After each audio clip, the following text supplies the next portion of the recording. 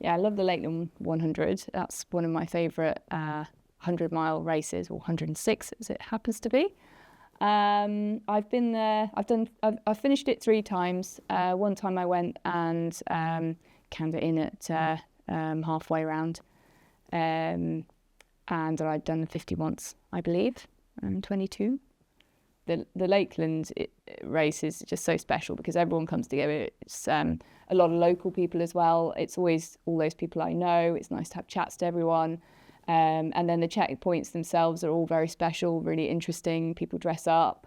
And the food's great, and the atmosphere, and just lots of people cheering. And the trail, the route's really good. It's a really good route, it's beautiful. It's in the Lake District, it's local for me as well, so I don't have to travel, which is nice.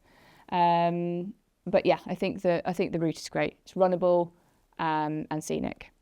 I like the bits over towards Wasdale, mainly because I don't get to see them so much because they are a bit further away and they're a bit of a pain in the butt to get to.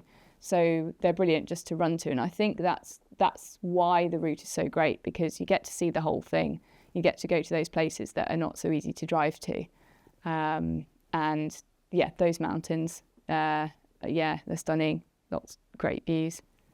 Yeah, so when you're changing from different terrains, you want a shoe that's going to be able to handle all of that, which for me has always been the Mutant. I mean, I run the Mutant for everything because it can do everything, and I never know with races whether you're going to have a little bit of mud or a little bit of gravel and lots of rocks and some hard packed stuff that you need some cushioning for. And I think the Mutant's great because it's good for everything. It's got brilliant grip and cushioning, so that's the shoe I would run in, and it's perfect for the Lakeland for sure.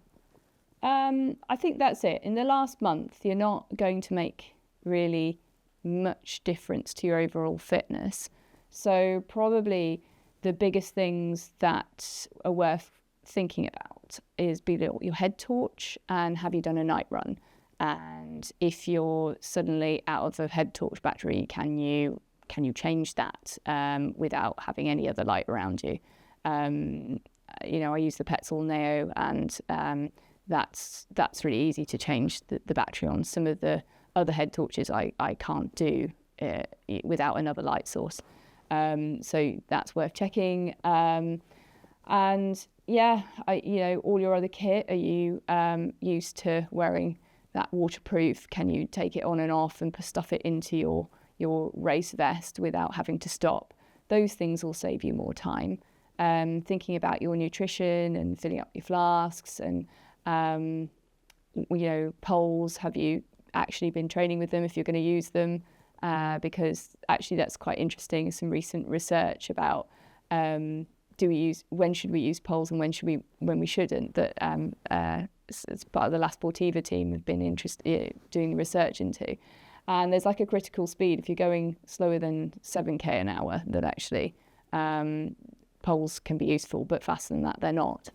And that's quite interesting on an individual level.